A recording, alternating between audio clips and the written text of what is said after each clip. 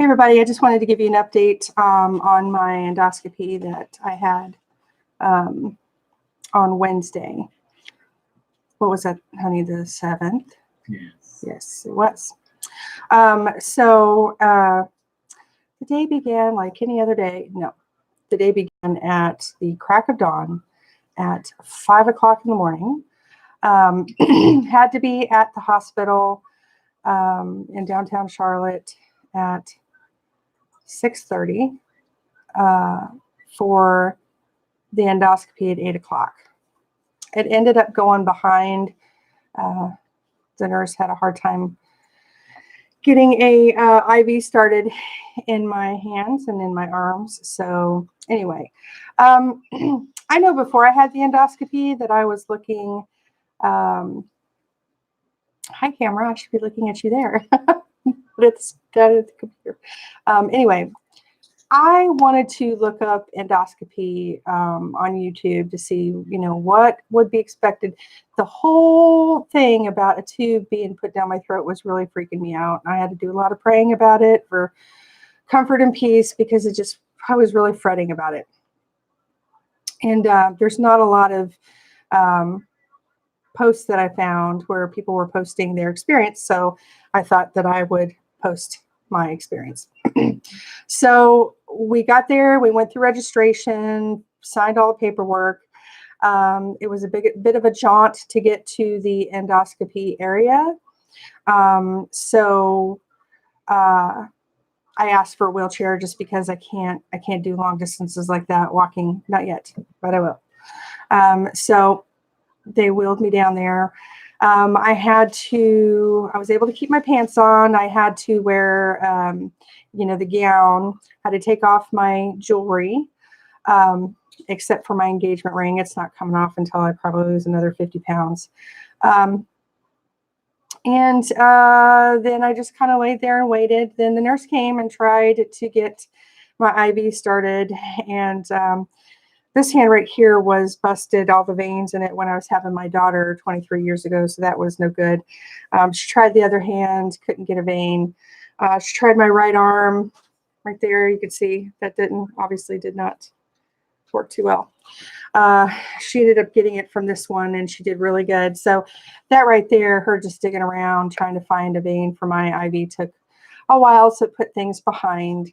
I think originally I was scheduled to be the first person. I was really excited about that because, the further down the list you are, the more likelihood there is of there being a pretty major delay at times. So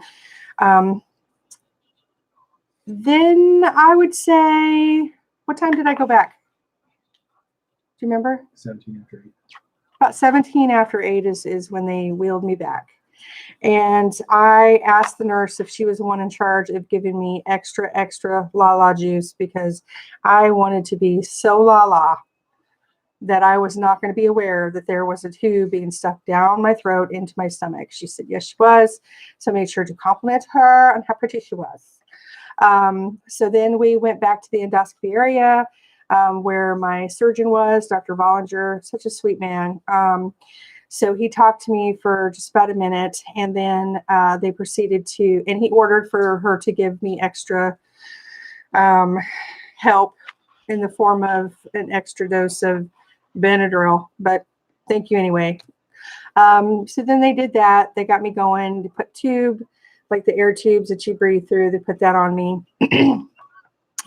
And then they positioned me so I was on my side. And my arm was stretched out for my IV so that it could flow well. And then she said, okay, Miss Woodward, get ready to feel really good. And so I just started breathing in real heavy and everything and started feeling really good. She, her promise was true. I felt really nice. Problem was I never did fall asleep through the whole thing. And they did say that I would be aware, but I would be so doped up that I wouldn't really know what was happening. They put this plastic thing, like a guard in my mouth that I had to clamp down on. It had a hole, and then it was taped around the back of my head. So that's where the the tube with the camera went down there. I have a really high gag reflex. And so unfortunately for me, I think they were only taking pictures and looking around in there for, I don't know, less than 10 minutes. But the entire time, I'd say every 3 to 5 seconds, I gagged because I was constantly aware that there was a tube down my throat. I remember just keeping my eyes closed really tight. There was a TV in front of me, a monitor that was showing where they were going, but they had taken my glasses off, so I couldn't see any anyway. So I just lay there with my eyes shut, just praying for it to be over, and basically just gagged every 3 to 5 seconds. And fortunately, you can't eat anything after midnight, so there was nothing in my stomach to come up and out. But it was awful. I was actually fretting that more than actually getting the weight loss surgery. Don't get me wrong. I want to, next fall comes, I'm sure I'm going to be fretting about that too. But this is the one thing on the checklist that has had me pretty freaked out. So I'm just glad that it's over and done with. Dr. Bollinger told me, he said, okay, we're done. Everything's fine. Everything looks good. And I just crashed after that. I mean, I fell asleep and I was sleeping so hard. So then they brought me to another room, which I guess was the recovery room. And then they brought my husband back.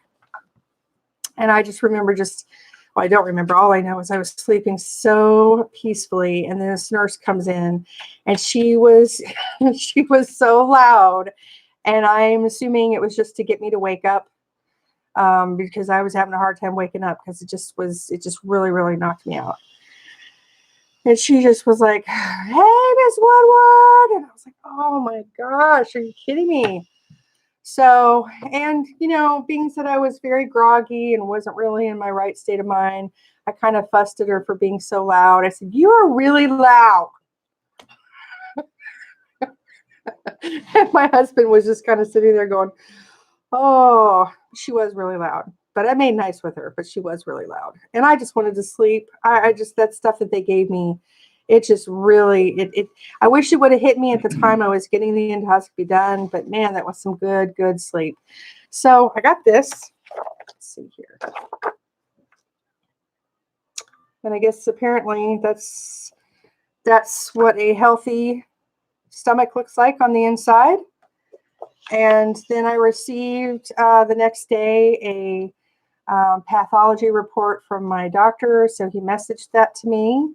And it says, I reviewed your pathology.